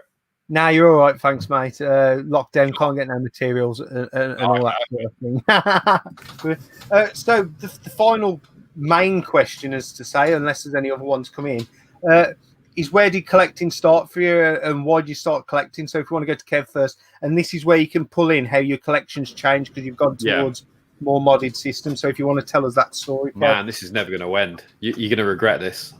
No problem. So I was playing retro since when I was a toddler. You know, I was playing retro. Well, it wasn't retro then, was it? Modern, current gen. And it went on, and I'd get new systems, and then I'd sell a system to get a new one, and that's how it went. You know, just sell one, get another one, keep going and going. A few years back, I chose to get rid of my systems and emulate. I chose to emulate everything that I had. But I did miss the whole feel. The problem is with emulation and a list of games, you don't appreciate it. And if you just see a load of names, they mean nothing. You don't know anything about it. So anyway, went to the car boot and I picked up that NES, which you know. I remember that video well, man. I remember. I plugged it in, and I plugged it in. This is how bad it'd been since retro. Like I plugged it in with RF on an LCD TV because I didn't even realize it had composite. Like that's how far out of the loop I was. And I put on Kirby's Adventure, and I played it from start to finish. And I was like, you know what, this is fucking great. I miss this. And then I was looking, well, I'll play this game, and I was looking at other games. And then they said in America, Game Tech US were making a high def mod. And for me, I'm all about the crispest picture possible. People go the CRT route, then they get addicted and go for the PVM and they upgrade it with the BNC cables. They go mad with that. I was the high def route. So I was like, you know what? I'm going to stick with NES, high def it, and go from there. So I had the one I got from the car boot, which was slightly yellowed on the top. So I retro brighted that. I had the high def mod fitted to it. Cost a fortune for the mod and to get it fitted, and I was in love. I was hooked. So I was playing that and finding new games all the time. You obviously get these videos on YouTube saying, "Oh, if you've not heard of this, try this." And I just went from there. And instead of doing the smart thing and going for the full set, I went. Well, I'm saying smart thing. I went for a few, and I ended up getting so many. I thought, might as well go for the full set. I'm nearly there. So I was choosing games that I wanted to play over games that were better to get now. So obviously you go for a game that's worth £200 now, in 2 years' time, it's going to be worth $350. I didn't do that. I was like, this game looks great. I'll play that. So I ended up with the worst games at the end. You know, Miracle Piano, things like Stack Up, you know, stuff that's worth a fortune and crap, and you can't play it. So I got into that anyway. Then the thing called the OSSC came out, open source scan converter. Tiny little box. You plug SCART cable in, RGB SCART. It takes that 240p signal and it can like 5 times it, and basically give you 1080p in HD emulator quality. So that was the slippery slope. Then it was the Super Nintendo, but it wasn't just like the Super Nintendo. It was the one-chip Super Nintendo. And if people don't know what that is, it's like the daddy of the Super Nintendo quality. It's like the best you can get. So then you get that, and then you're like, oh, well, I'll get the top-of-the-range cable. And then you get the Mega Drive, and then you're like, well, I can get the multi-mega. So Tootie's the guy, you know, he's hooked me up because I was going to the boot sale, getting NES games and stuff like with credit. But like he was like, why are you leaving bundles of Mario Brothers games and stuff for the Wii? Like pick them up because you can trade them in. So he got me into doing that, because the way I saw it was, if I leave these games, some kid's going to come up and buy them and have a good time. But he was like, no, they're not. A lizard's going to come in and pick them up and make money. And then he's. 100%. So I was like, if I leave it, it's just going to go to some guy who's going to sell it. So I traded in, and that's how I got the NES set. So that's how I got other systems. Trading in, getting more money, trade it in, and keep going and going, and end up with, like, obviously my shelf, which is full of different systems. And yeah, I've gone on from, it's just like you get like a multi-mega. Now the multi-mega is like, it's gone up massively. When I got it, it was 300. I think it was 300 in trade-ins, and I basically paid 30 quid for it. To me, that's great. That's the way to do it.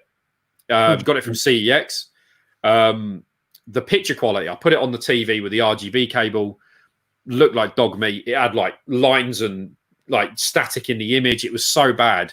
But if you were on a CRT, you wouldn't notice it so much. But because it was on the OSSC, so I'm like, well, I want more now. So I went for the 60 hertz mod. You got the region free. I had like the world's first controller, like region switching by pressing buttons. So I haven't even got to get out of the chair. I can switch to like America, Japan, and stuff like that. The LCD was changed with like different colors to tell you which region you're in.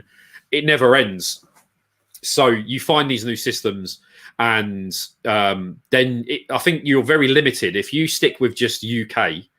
Obviously, we got the 50 hertz issue, but like in America, you got the 60 hertz. The games run faster, smoother, they feel better. So it's like that new thing. And then it's obviously Japan.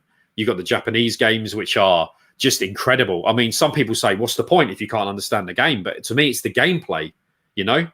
The gameplay is what makes the game. If you can't understand it, you can always get translations and stuff on like Everdrives.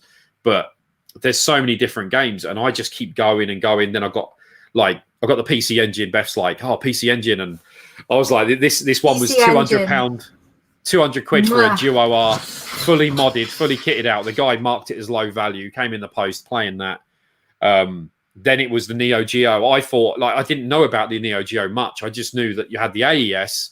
You had the CD system and the MVS. I assumed the MVS was like a knockoff system, like it wasn't official games. I didn't know. And I've got Asperger's, so I tend to like obsess, if that's the word for it, over certain things. And I go deep. Like I look at videos, I look at reviews, I go all night long. I look into this stuff. So I was like, the MVS is legit arcade hardware. It's real games from the arcade. It's got history. It's not a knockoff. And I was like, you know what, I'm getting that. But I got the CD first, Neo CD. Regret that for the sake of the loading times. Once you go to the MVS or the AES and you have no loading times and you go back to the CD and you're sitting there like that, waiting for it to load the game, it puts you off. So if you are going to if anyone here wants to get into Neo Geo, skip the CD, unless you get the CDZ, which is 400 quid. Get the MVS consoleized, get the games, and they're not that bad prices for real arcade hardware, real carts that were played in the like 80s and or like the 90s. I love it. And I've just gone on from there. And I think now with my collection, I'm at a state where I ever drive the SNES, I ever drive the Mega Drive. I think like Game Boy as well. I've got like an EverDrive for the Game Boy player for the GameCube, which I play in the OSSC as well. So it's nice and crisp on the big screen. And yeah, I think I'm just really going for MVS now. When they're good prices, I'm not going to go out and pay 250 quid for a cart, you know, just because it's 250 quid. I'll wait till there's one that turns up for like 100, you know.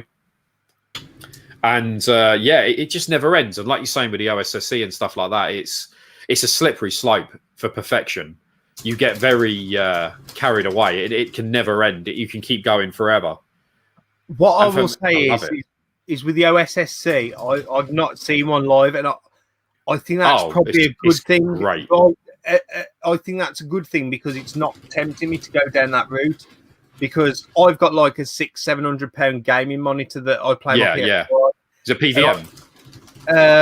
It's HDR. It's a Benke. I'll show you the model number. It's full HDR, 4K gaming monitor. Like it's designed for PCs, but you can hook the PS4 Pro. Which really looks brilliant. It'll take anything with the ISSC. That would. So I'm almost thinking as if I can stay away from that, it won't tempt me. If you know what I mean, I'm happy with my Bang & Olufsen hooking up the hardware sort of thing. That's the way I think. If you can avoid seeing it, it won't tempt you. If you know what I mean. Yeah, with the CRT, like I've got no issues with CRTs. Like people go like, you should be playing on CRT. They lose it. Like that people always say like, if you're playing it properly, you're on a CRT and RGB, and that's bullshit. You'll be on a shit CRT.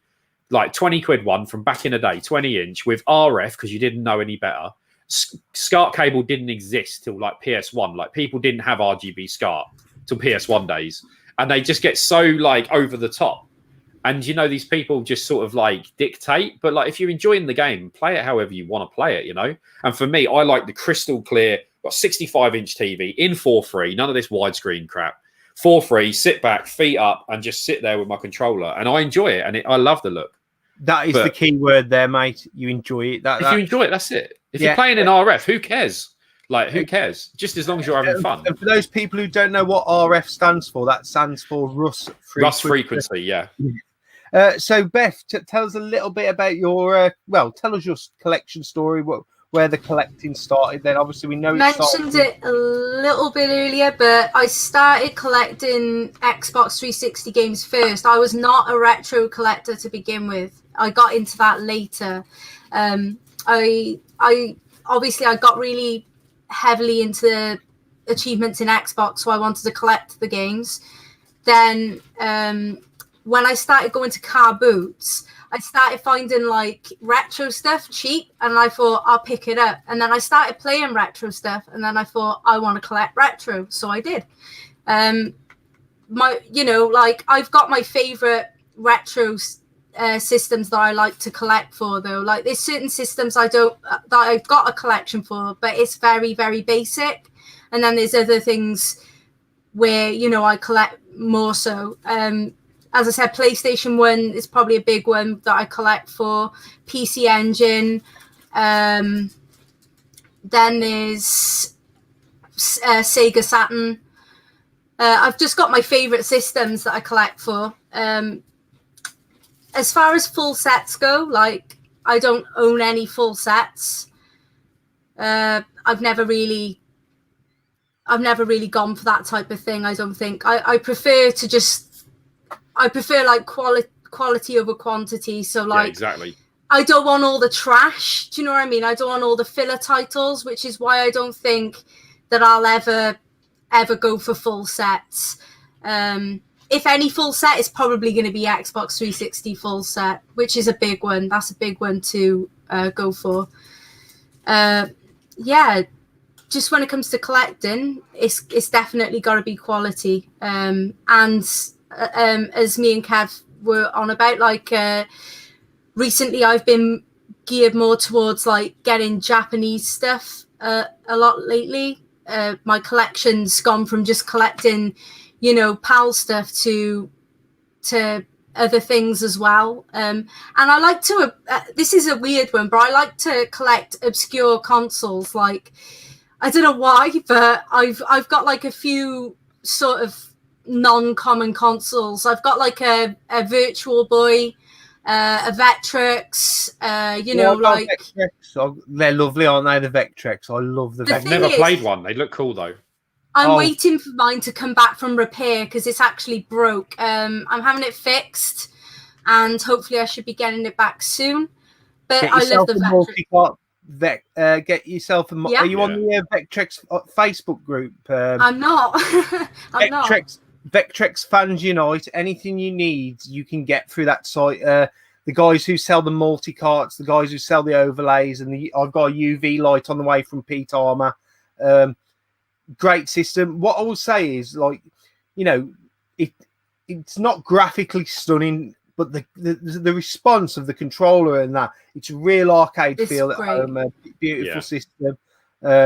I love a Virtual Boy. That is the one thing that is on my target. Is a Virtual Boys are like, they classified it as a failed system. It didn't sell well, but there's some cracking games for it. Amazing. I'm gonna stick up for it and say that it's definitely worth buying for any collector, that cares about, trying something different. It's a very good system. Like, it it messes your eyes up after a while. Everything's obviously in that red color. It can be a bit hard on your eyes, but it is a great thing to own. Like, I love it. I played Street Fighter 2 on it at one of the that's revivals. Cool. That was really. I've watched them play it. That was because I think that's like a special homebrew that's been made since. It will be. And I think it was at the really small revival. I don't know if it was at the bigger one, but I know myself and Tutti UK played it. But they're great systems to have, Beth. What I want to do is we got a couple more questions, and then I want to hand over to you, Beth, because I know there's something you want to talk to before we go off air this evening. No worries. So the first question is to both. It's from Nath Retro 1. That's my mate Nath, in case you didn't know. What item have you got rid of that you regret the most? So we'll go to Kev first. So something that you've gotten rid of that you regret doing? Panzer Dragoon Saga to my mate at the time for like, I think it was a tenner or 15 quid. He was like, I want to play it. I was like, yeah, no problem, have it. And then I think I'm sure he sold it for like, this was back when it was like £200. It shot up. I'd regret that to not have that game to this day. I had that. I had Deep Fear. What else? I had some, and I had Pirates of the Dark Water on the Mega Drive as well. Those ones were my killer. Like, I regret. I'll never let it down. Like, I can't. Yeah, I'm heartbroken now. I've ruined myself. Sorry for bringing it back. PTSD. Panzer Dragoon Saga, Kev. Why? I loved it as well. I love that game. And then I got rid of it. I was like, yeah, my mate's like, I want to play it. I was like, yeah, take it, mate. And then 20 years up the line, it's worth X amount. Yeah, all these games I had, I'm like. How about you? The one positive thing, Kev, you don't have to worry about that disc rot and then it being worthless. There you go.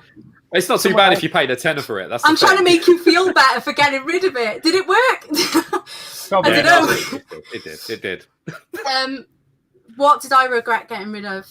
Yeah. Nothing, because I don't ever sell anything. I don't get rid of anything. I'm a proper full-on hoarder. Like, if I get something, it stays. Like, I've got about 3 loose SNESes in the bedroom, just lying there, doing nothing. I'm like, get them like gone. I'm terrible. Get them gone. If you're not playing, I'm terrible. I got about 4 N64s. They're just lying around the house chilling. Get them traded in and get something nice in your collection. Next question is just for Beth. Is she going to start making videos again soon? So that is only a question that you can answer. I've been through a difficult time, and at the moment I've been struggling. So when I start feeling better, I'll definitely start making videos again, guys. It's been hard. I'll it'll happen eventually. I just want to feel more, well in myself before that happens, though. Brilliant. Well, we'd all like to see you back anyway, because there's much love for you in the community, Beth. That is for sure. So really, that's all the questions everyone's answered. So I'm handing over to you, Beth, because you want to talk about something. So if you want to talk about that now and tell everyone about it, everyone is all ears in the comments. Okay, so I mentioned in the beginning of the video just a little bit about, this is all the depressing stuff, but in the beginning of my video, I mentioned how bad COVID's been, the impact it's having just on everyone. I mentioned that mine and my mate Rachel's other friend, her mum recently passed away from COVID, and it's affecting my home badly. Wales has been hit absolutely terrible, and it's been heartbreaking, guys. Like, I've been watching just all this stuff happening. Like, there's not even I've, articles coming up every single day on your Facebook. Like, if you suffer with mental health, just ignore your Facebook feed. Just do not look at this stuff. This is the advice I'm going to give you. But our local hospital, over half of the staff have caught COVID. It's been dreadful here, and I just want you guys to look after yourselves big time. Just, stay in and as much as you can until all of this is over. Now, what I want to do is all the NHS everywhere are fantastic. And I really applaud the NHS staff here in Wales for all they've put up with during this tough time. It's been brutal, and they're doing a fantastic job. And I want to show my appreciation in some way. I don't know, a lot of you won't have me on Facebook. Some of you will, some of you won't. But recently I was fortunate enough to win a Nintendo Switch in a raffle. I bought 2 tickets, entered a raffle, won a Animal Crossing special edition Switch. And what I'm going to do with this Switch is I want to do a prize draw. If any of you are interested in owning this Switch, then I need to think it through more. I'm just mentioning it now, but I'll mention further details. Maybe I'll make a video and mention further details in the next couple of days. But I'm going to be basically doing a draw for this Switch. I'll show you guys. I won this in a raffle. I paid, I think it was like £13, and I ended up winning. So what I want to do with this is I want to give one of you guys the opportunity to win it. So I'm going to set up like a GoFundMe page.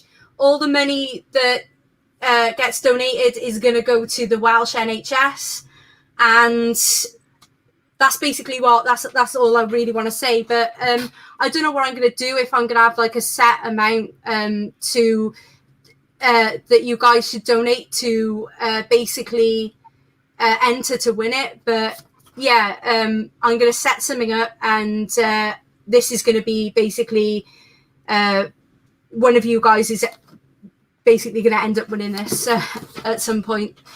I'm sure there's plenty of people who know you on Facebook or are part of Facebook groups who can help you sort out the best way of promoting and raising the best amount of awareness for winning that Switch. And there's lots of people who will, I'm sure, help out with that. And it's a great gesture on your behalf, Beth, for sure. So, if I can help anyway, putting you in touch with anyone, I will, when we get any sort of link of where to sign up to, it will be put in the description of this video, and I will promote it on any future streams that I do. That is for sure, Beth. So I would say I would raffle it, but then that's only a set amount of people would be able to enter. But I want as many people to enter as possible, because obviously I want to do the, I want to get the most I can for the charity. So yes, we'll try and get it so we can get pushed as many social media platforms. Maybe the best thing to do is get everyone's names who enters and then put it on one of these randomizer sites and do a live draw on your channel. That may be something to do. I know you'd be able to definitely do it through this app, StreamYard here, where you can have your camera and then the picture of the draw going on. But there's plenty of people who will.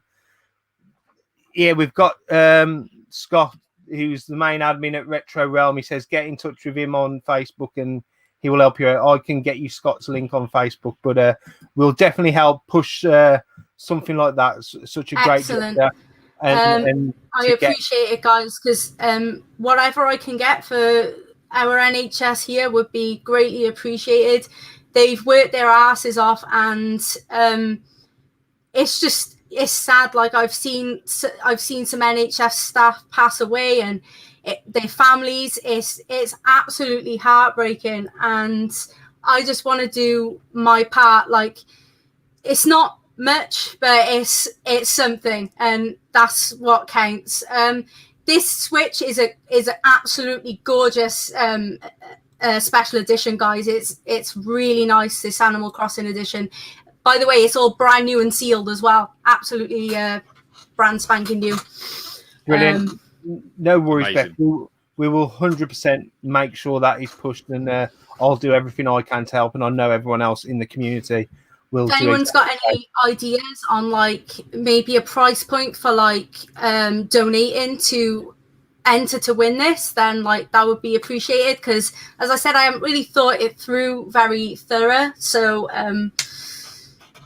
Well, Beth, I'm not too sure. How much did you pay per ticket?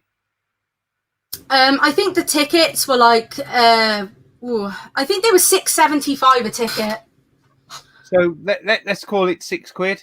You know, because it's not like when people do a raffle to make their money to sell it. Yeah. You're doing it to, raise money for the NHS. So I don't know. Let's say a fiver a ticket, and then you can sell as many as you want, because it doesn't matter about the money value of the item, because you're not getting it. It's going to a charity, so no one gives a fuck. I know the most fair way of doing something like this is like the raffles are great, because obviously they go by the lottery numbers, right? Now you so can it's do a quite name generator. Yeah, name generator. Yeah. But I used to use random.org, because I've done giveaways in the past. Like ages ago, I did an Xbox One X giveaway for like children's charities like Extra Life. I don't know if anyone's heard of that charity.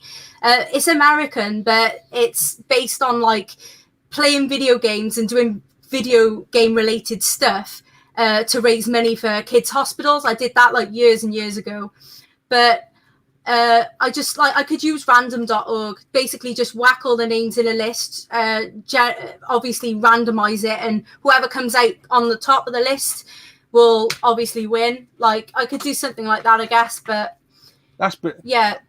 All we're doing, we put the idea out there, and we'll help you get it done. That is for sure. And that's not just me. That's everyone in the community. Yeah. There's people writing the comments. They're massively behind it, Beth. There's no rush to do it.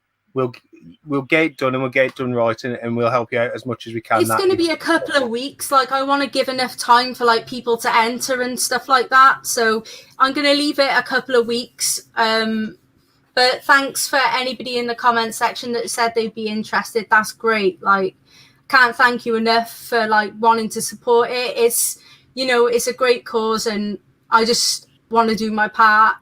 Like I was saying, like I was having this conversation